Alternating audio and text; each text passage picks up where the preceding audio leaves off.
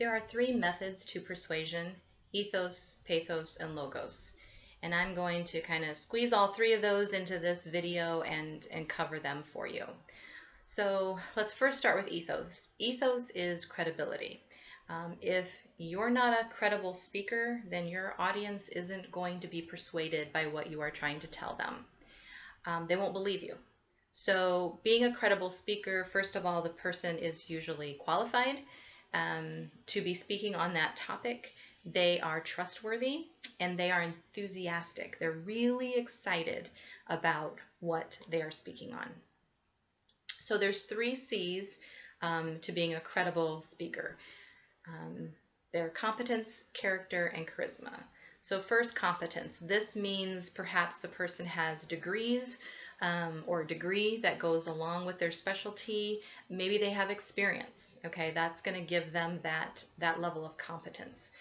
When looking at character, they're just somebody that knows their stuff and is respected at that level.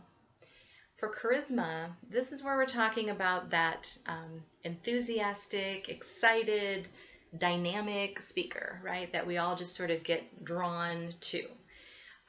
We put all 3 of these together, and this is where the credibility is truly coming from. Now, keep in mind that credibility is in the eyes of the audience member. You may think you're like totally credible and you believe it, but if your audience isn't buying it, if they don't believe it, then you don't have the credibility. So remember, it's in the eyes of the audience members. Next, let's go to logos. Logos is the evidence and the reasoning behind your argument, and this can be complicated. So where the bulk of your argument is going to come from is right here. You need to be logical and you need to have good, credible evidence. And we can go back to the CRAP experiment that we've done before to test those bits of credibility out. Most of your work is going to be research-based. So we're not really looking for opinions when you're giving a persuasive speech. We're looking, for that research and the proof to back it up. So you are going to make a claim, and you want to sort your sources, or cite your sources, when you make that claim. You're going to have evidence, and the evidence is going to back up whatever that claim is. And then you're going to have your conclusion, and your conclusion is going to draw from the evidence that supports your claim.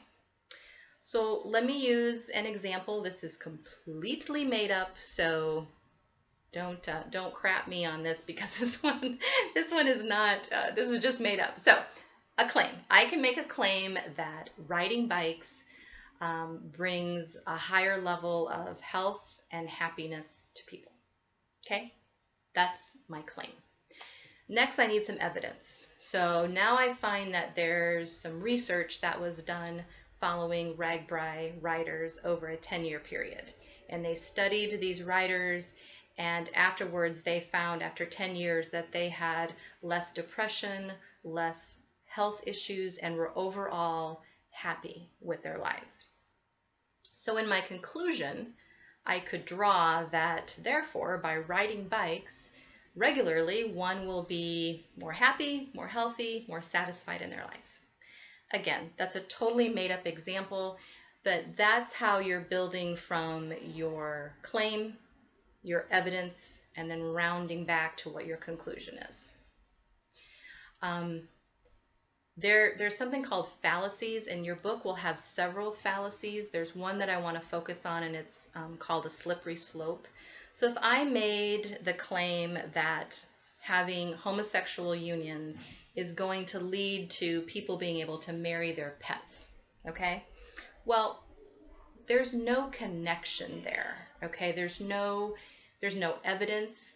I'm totally exaggerating, and I'm completely taking it out of context. So if there's no evidence to back it up, this is a fallacy. And this is one that you got to be careful about and keep an eye on as you're putting your persuasive speech together. Finally, pathos. Pathos is the emotional appeal and can be very, very powerful. It can sometimes be overkill, so just don't go over the top. So what I mean by that is, for example, I've had a student one time show a puppy mill video, and it felt like it lasted 3 minutes. We didn't need to see 3 minutes of a puppy mill. I mean, those are really, for someone who loves animals, that was heartbreaking and hard to watch. Now, it was powerful, but 30 seconds of it would have been plenty, okay?